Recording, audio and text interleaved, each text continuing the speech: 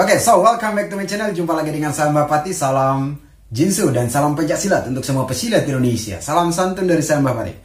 Baik, terima kasih untuk teman-teman, saudara-saudara yang sudah mengklik video saya ini. Apa kabar semua? Semoga semuanya selalu sehat dan selalu dilindungi oleh Tuhan Yang Maha Kuasa. Amin. Baik. Kali ini kita akan membahas tentang masalah lagi ya. Kayaknya isi channel saya ini lebih banyak bahas masalah ya. Ya mungkin orangnya sudah bermasalah jadi harus sering bahas masalah. Oke. Kemarin tanggal 14 itu adalah pengesahan IKSP Ikra Sakti jarak jauh ya. Angkatan 128. Itu mungkin sejauh itu banyak. Saya lihat kemarin itu dari Pulau Jawa itu banyak yang melakukan pengesahan, banyak cabang ya maksud saya. Termasuk di Bali juga kemarin melakukan pengesahan angkatan 128. Mungkin di tempat-tempat lain juga ada. Nah, ya kita berbicara tentang pengesahan berarti di sana ada ramai. Ya, jadi pasti dari teman-teman, dari senior-senior, warga-warga yang sudah angkatan lama atau yang kemarin juga yang baru naik, yang angkatan muda kayak 127 juga pasti ada yang mau merapat ke cabang untuk melihat adik-adik ya atau saudara-saudara yang baru bergabung di IKSP Ikra Sakti. Nah, kita berbicara tentang hal ini.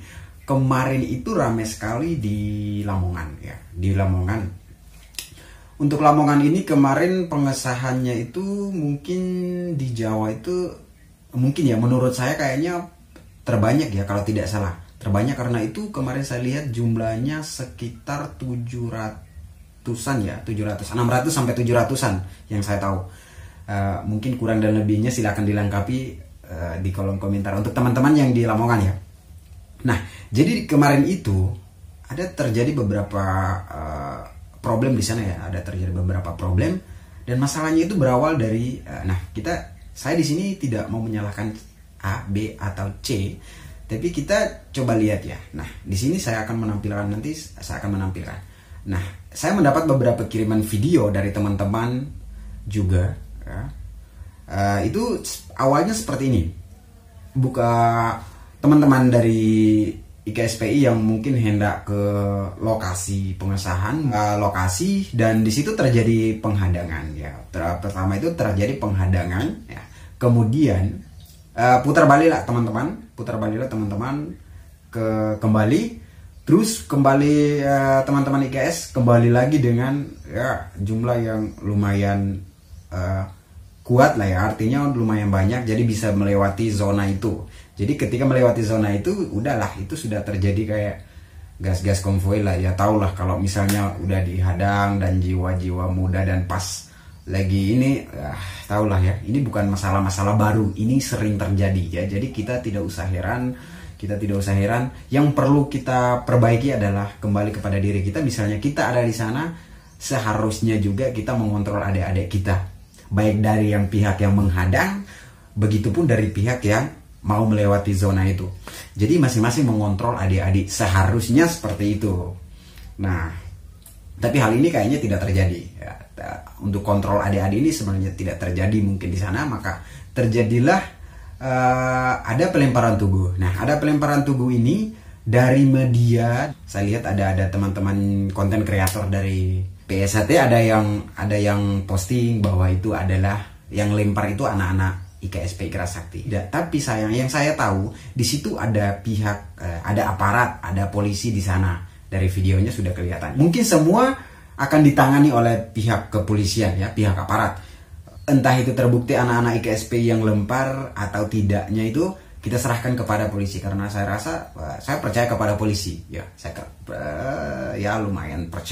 Lumayan percaya. Nah, setelah dari pelemparan tubuh merambatlah ke satu masalah lagi, yaitu penghadangan mobil ELF ya, ELF atau ELF ya, intinya itulah mobilnya seperti ini. Penghadangan itu adalah isinya dari anak-anak IKSPI. Nah, jadi dari situ saya tidak tahu itu yang menghadang itu orang biasa atau orang mana ya, terserah lah. Intinya yang saya tahu lagi di situ ada pihak keamanan. dari kepolisian ya, saya lihat di situ banyak di videonya itu, teman-teman bisa lihat di sini ada pihak yang bertanggung jawab lah, artinya aparat yang di situ hendak mengamankan. Dan ini kayaknya kasus ini juga pasti sudah sampai di ranah hukum juga, atau intinya saya dapat informasi dari teman-teman di Lamongan katanya itu sudah dilaporkan. Dan kemarin teman-teman dari Lamongan juga sempat ke kantor polisi untuk terkait masalah ini. Nah di sini semoga masih pelaku-pelakunya itu ditangkap ya. Itu harapan saya untuk polsek atau Polres Lamongan, artinya dari kepolisian ya, dari aparat yang di Lamongan lah. Misalnya nih yang saya harapkan, tangkap yang ngehadang pertama awal ya, dari video tadi awal yang teman-teman dihadang, terus tangkap juga yang lempar tugu, tangkap juga yang ngehadang mobil. Nah, ya mobil ELF itu, ELF atau ELF itu ya.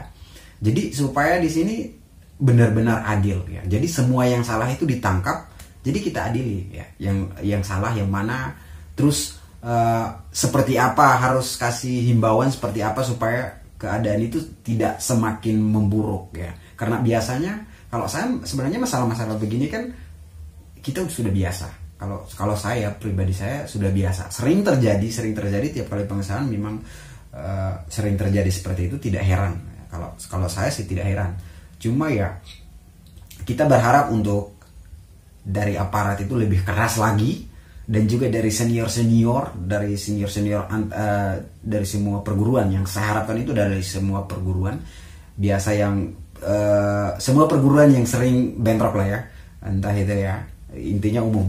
Jadi supaya tetap mengontrol adik-adik, mulai dari pengurus, entah itu pengurus pusat, pengurus cabang, pengurus ranting, itu kita lebih keras mendidik adik-adik kita supaya tahu mana yang benar, tahu mana yang salah, artinya tahu mana yang harus dilakukan dan tahu mana yang tidak harus dilakukan. Jadi jangan kita berharap kepada aparat saja, jangan polisi harus mengamankan ini, jangan ya.